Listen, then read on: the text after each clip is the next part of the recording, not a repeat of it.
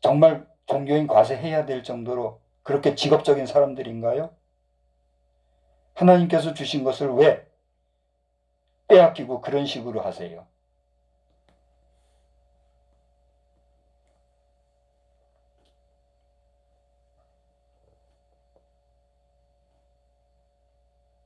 너나 할 것 없이 하나님의 긍휼을 우리가 구할 뿐만이 아니라 우리 자신도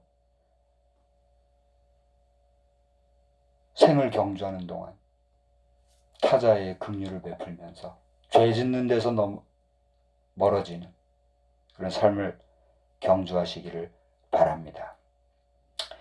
그리고 오늘 이제 제목 이후에 14절서부터 26절까지 내용도 쭉 보면서 은혜를 받기를 원하는데 시간이 많이 가고 해서 여기서는 한 가지 말씀만 우리가 살피면서 이제 마무리를 하고자 합니다. 저는 21절에서 22절까지를 한번 보면서 은혜를 받고자 하는데 거기 보시면 아브라함과 이삭의 얘기가 나와요. 근데 이삭이 제물로 바쳐진 아들의 입장에서 그 아버지 아브라함에 대해서 원망이 있었을까요? 없었을까요?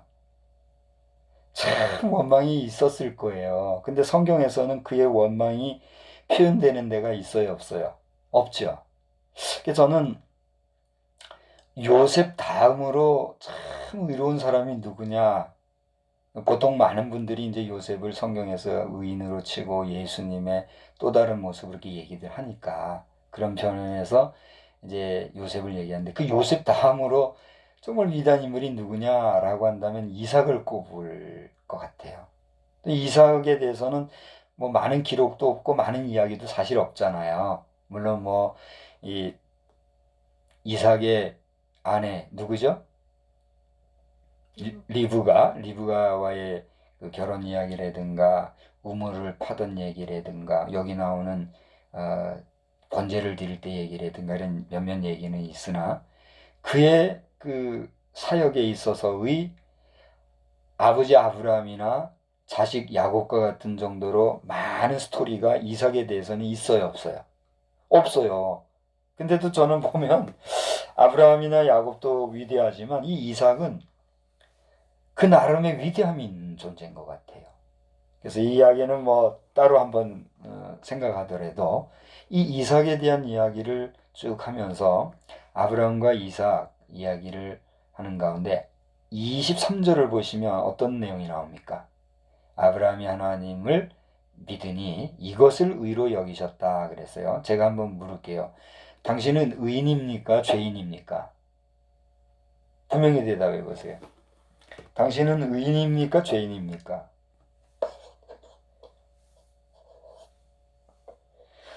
만약에 여러분이 여기에 대해서 나는 죄인입니다 라고 했다면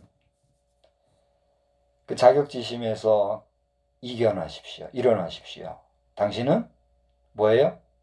의인입니다. 왜요? 제가 이렇게 묻겠습니다. 당신은 하나님을 믿습니까? 안 믿습니까?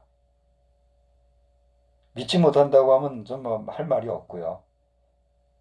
오늘 이 영상을 보시는 분은 최소한 하나님을 믿는 분일 거예요. 만약에 하나님을 믿지 않는데 이 영상을 보신다면 오늘 이 기회로 하나님을 찾으십시오. 제가 무슨 말을 했다고 당신이 믿음을 가질 수는 없을 겁니다. 그러나 제가 말씀드렸던 이 모든 이야기를 통하여 하나님께서 당신에게 믿음을 주시기를 바랍니다. 그리고 당신도 그런 믿음을 달라고 하는 앞에 기도하십시오. 그러면 당신은 분명히 믿음의 사람이 될 것입니다. 아무튼 하나님을 믿는 그 사람은 하나님을 믿는 그 자체로 말미암아 오늘 성경을 보니까 뭐라고 했어요? 의롭다 여기셨다 그랬잖아요. 한번 봐요. 성경에 이른바 아브라함이 하나님을 믿으니 그 다음에 다 같이 크게 이것을 의로 여기셨다. 우리 하나님을 믿으면 하나님을 믿는 그 자체로 말미암아 당신은 뭐란 얘기예요? 의인이란 얘기예요. 근데 우리는 살다 보면은 의인으로 살아가면서도 여전히 우리 속에는 뭐가 있어요? 죄의식이 있을 뿐만이 아니라 나도 모르게 죄를 짓고 살잖아요. 그러니까 우리가 이 말씀으로 질문을 던지면 깜짝 놀라서 나는 죄인이다 하고 패배의식 속에 살아가요. 더군다나 현대 기독교인으로 갈수록 더 그런 것 같아요. 그러지 말자는 거죠. 내가 비록 죄 가운데 살지라도 의식적으로 어떤 죄를 짓지 아니하고 하나님을 두려워하며 사는 한 당신은 뭐예요? 의인이라는 사실입니다. 또 만일 당신이 살다가 죄를 지었으면 그 죄에 대한 값은 어떻게 해야 돼요? 응당. 당신 자신이 어떻게 해야 돼요? 받아야 돼요. 그게 인간 사회에서의 법칙일 뿐만 아니라 하나님과 인간 사이에서도 그것이 허락되어져 있는 천륜이라는 사실이에요. 저 자신도 그런 면에서 많이 조심하고 살아가는 거죠. 저도 털어보세요. 먼지 안 날까? 저도 다 먼지 나는 인간 세상에서도 죄인이 되는 거죠. 그렇다고 의도적으로 죄 짓고 하지는 않아요. 나 자신도 모르게 실수할 때도 있으니 과속에 대해서는 내가 참 못하고 있어요. 근데 죄송합니다. 우리 경찰에 계신 여러분들, 우리 경찰에 수고하시는 분들, 제가 여러분에게 무슨 뭐 희롱하려고 하는 것도 아니고 아시잖아요.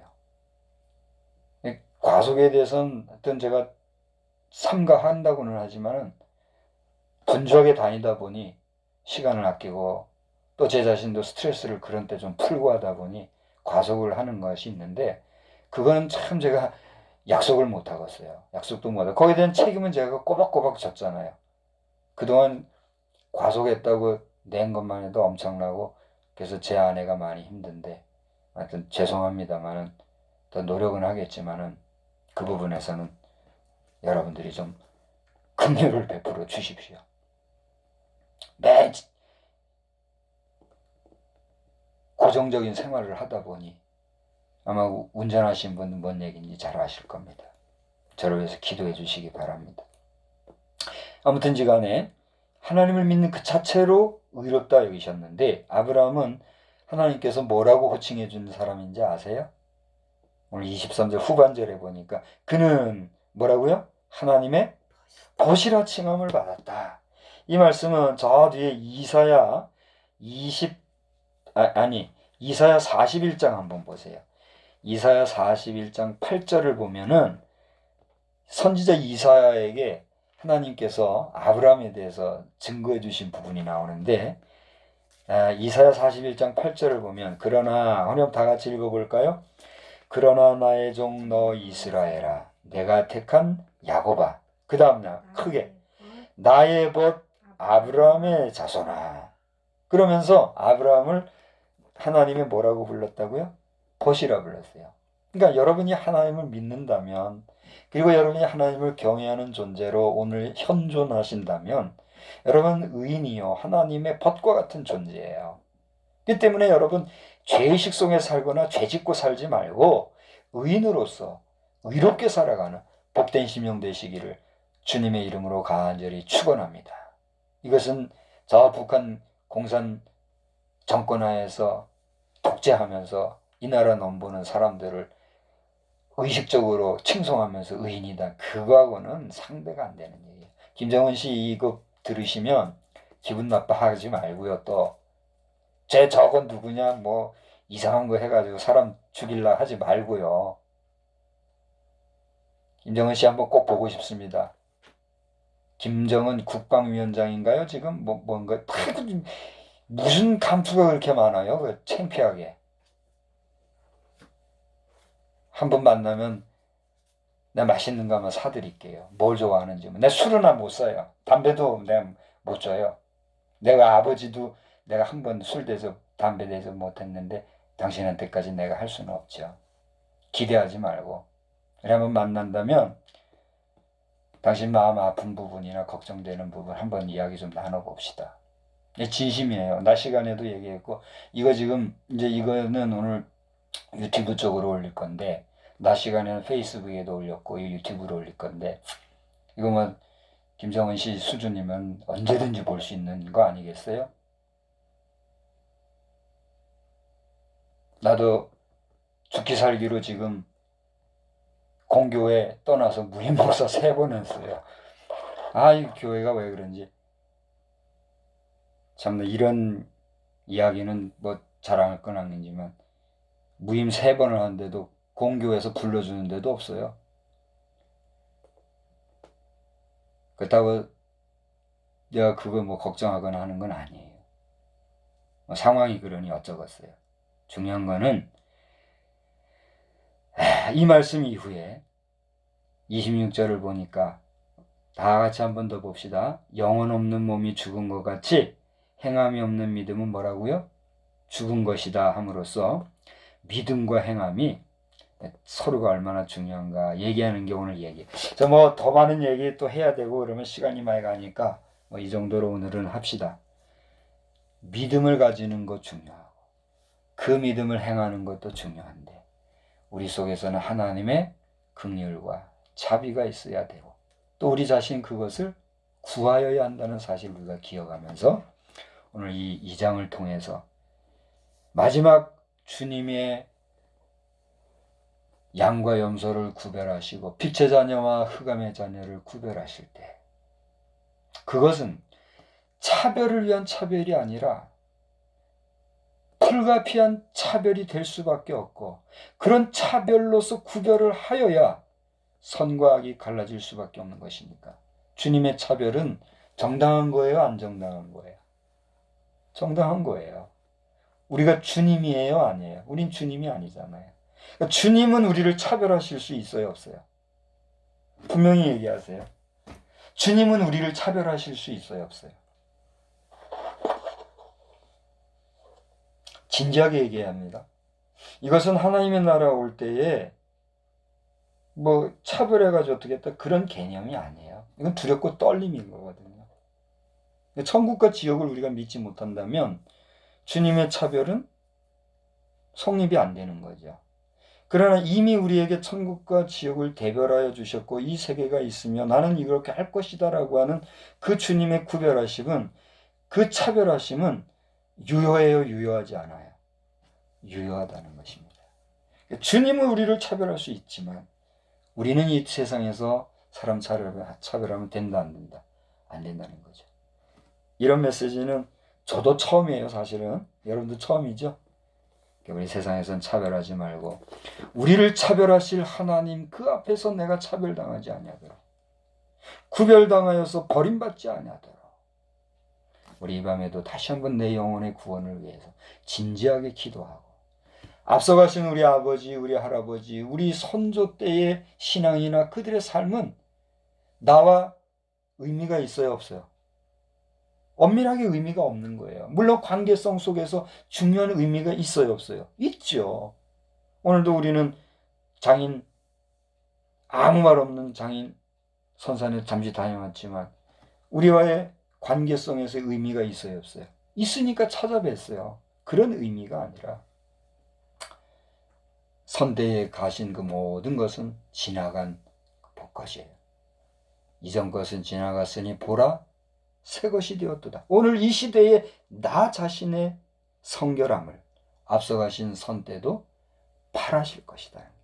그게 누가복음 12장의 내용에 나오잖아요. 그렇잖아요?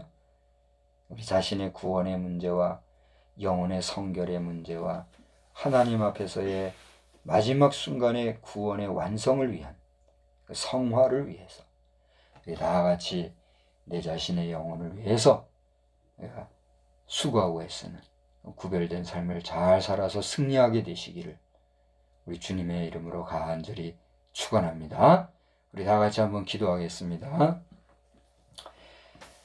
하나님 아버지, 오늘 이 시간에 여러 가지 말씀을 종을 통해서 주셨는데 이것은 종이 의식적으로 전하거나 그 어떤 생각을 통하여서 전하거나 또는 어떤 의지를 가지고 의도를 가지고 한 것이 아니라 하나님께서 이 부족한 종을 통하여서 이 시대에 우리에게 주시고자 하는 말씀이라 확신하며 또 증거한 대언의 말씀이 오니 이 말씀을 받고 또 이 말씀에 아멘하는 자들마다 복되게 하여 주시되 이에 찔림을 받는 자들은 어디에서 찔림을 받는지를 돌아보고 나 자신의 성결을 위하여 깊이 고민하며 다시 한번 주님의 은총을 덧입는 이 밤이 되게 하여 주시옵소서.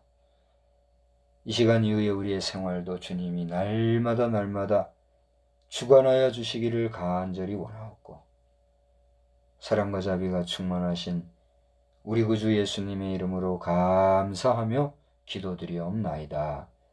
아멘.